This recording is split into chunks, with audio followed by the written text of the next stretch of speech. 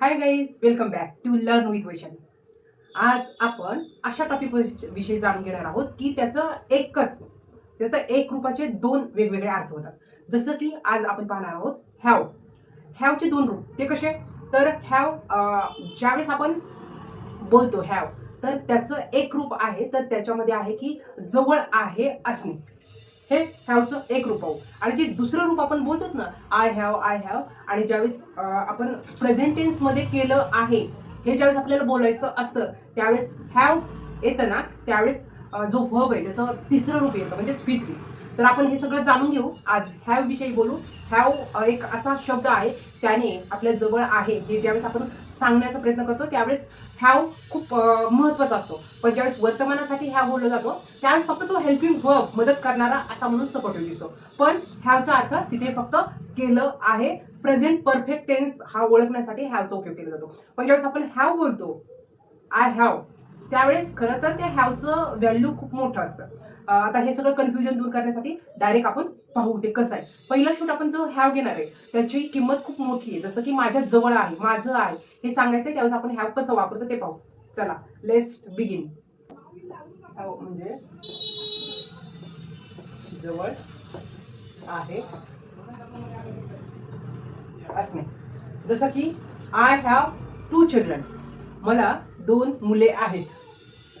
I have to children, ते माझे सांगायचं. जसं की I have a car, I have a bike, माझ्याजवळ एक गाडी आहे, माझ्याजवळ एक बाईक आहे. I have a car. मी असं सांगू शकते की त्यांच्याकडे एक घर आहे. They have they have a home, house. They have a house. Third एक पेन आहे.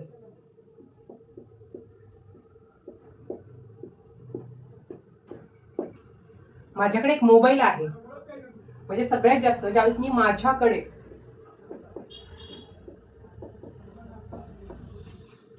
काय काय आहे ज्यावेळेस मी सांगण्याचा प्रयत्न करते त्यावेळेस डेफिनेटली हॅव येतं. I have a mobile, I have a mobile phone. आता हॅवचं आपण एक रूप पाहतोय की ज्यावेळेस फक्त हॅव हा एकटा येतो त्यावेळेस तो खूप इम्पॉर्टंट आहे. तो खूप इम्पॉर्टंट आहे आणि त्याच्यामुळेच समोरच्या व्यक्तीला कळते की मला दोन मुलं आहेत, माझ्याकडे एक कार आहे, त्यांच्याकडे एक घर आहे, माझ्याजवळ पेन आहे, माझ्याजवळ मोबाईल आहे. हे ज्यावेळेस मी हक्काने सांगते त्यावेळेस हा हॅव खूप पॉवरफुल आहे. आता हे एक एक रूप झालं. जसं एक आई असतं, आईचं कसं रूप असतं तसं, पण ती आई एक सून असते, तिचं कसं रूप वेगळं असतं ते आपण पाहणार आहोत. तर अशा प्रकारे हॅवचं रूप. तर दुसरं रूप पाहू समोर. आणि तशी सून त्याच घरात असते सासू सासऱ्यांच्या समोर, तर ती कशी आपले कर्तव्य वेगवेगळे निभवते त्याप्रमाणे आज आपण हॅवचं रूप बघतो. आता हॅव अगोदर आपण जाणून घेतला, त्याच्यात त्याला खूप महत्व आहे. हॅव शिवाय आपण सांगू शकत नाही ते माझं आहे, ते माझ्याकडे आहे, माझी मुलं आहेत, हे हॅव शिवाय नाही सांगू शकत. पण आता आपण जे हॅव घेणार आहे त्याचं फक्त तो मदत करणार आहे म्हणून आहे.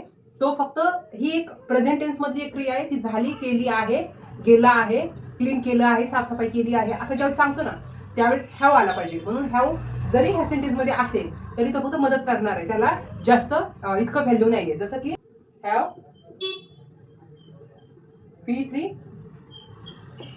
ऑब्जेक्ट. आता हा जो हॅव आहे तो हेल्पिंग आहे, मदत करणार. जसं की आता स्टार्टिंगला मला म्हणायचं मी जेवण केलं आहे. I have eaten food.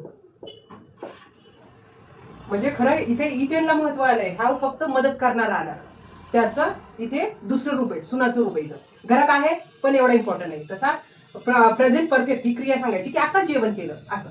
जसं की मी आता रूम साफ केली.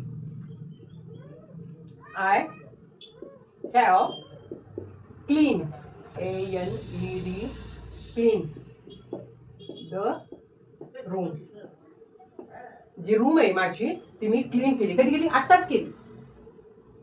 माझी म्हणजे I have clean the room, आता रूम साफ केली. नंतर आपण बोलू शकतो की आताच जेवण केलं, आताच साफ केली, आताच मी गेले, आताच मी मार्केटमध्ये गेले. I have gone to the market. आपल्याला जो कॉल आला तर आपण सांगतो ना मी आताच गेले. आता गेले आहे, आपण इथे आहे का तर हा प्रेझेंट परफेक्ट आहे. ती आता चालू झाली आहे ती क्रिया, म्हणजे संपत आली. त्याच्यामुळे आपल्याला हॅवला फक्त पाहायचंय, पण महत्व द्यायचंय V3 ला.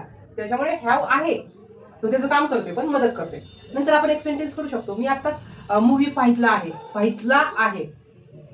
I have watch movie. मी आत्ताच एक मूवी पाहितला आहे. तर अशा प्रकारे आपण आज हॅवचं दुसरं रूप काय आहे, किती पहिल्या सेंटेन्स मध्ये किती इम्पॉर्टंट होतं, दुसऱ्या सेंटेन्स मध्ये हॅव आहे, पण तो फक्त त्या क्रियेला प्रेझेंट मध्ये झाले आहे हे दाखवण्यासाठी फक्त हेल्प करतोय. त्याच्यामुळे आज आपण खूप छान टॉपिक शिकून घेतला आहे. हॅवचे दोन रूप समजून घेतलेले आहे. अशा प्रकारे जर आपण ही ट्रिक समजून घेतली तर नक्कीच आपण बोलू शकतो. आय हॅव इटन फूड, मी आताच जेवण केलं. आय हॅव वॉच मूवी, मी आताच मूवी पाहिला. मी आताच गेले आहे. ज्यावेळेस आपण असं म्हणतो त्यावेळेस नक्कीच आपण हॅव आणि V3 चा उपयोग करून सेंटेन्स बनवले पाहिजे. सारी प्रॅक्टिस करू आणि इंग्लिश बोलण्यासाठी स्वतःचा कॉन्फिडन्स पाहू शकतो. आज आपण हॅवला खूप छान जाणून घेतलंय. आता आपण पुढच्या व्हिडिओमध्ये अजून वेगळ्या ट्रिकने इंग्लिश कसं आपण बोलू शकतो या नवीन टॉपिक विषयी बोलू. चला तर भेटू नेक्स्ट व्हिडिओ. पण तुम्ही आवर्जून माझा व्हिडिओ पाहताय तर प्लीज लाईक करा, सबस्क्राईब करा, कारण तुमचा एक लाईक एक सबस्क्राईब मला खूप छान एनकरेज करतं पुढच्या व्हिडिओसाठी. तर भेटू नेक्स्ट व्हिडिओ. बाय.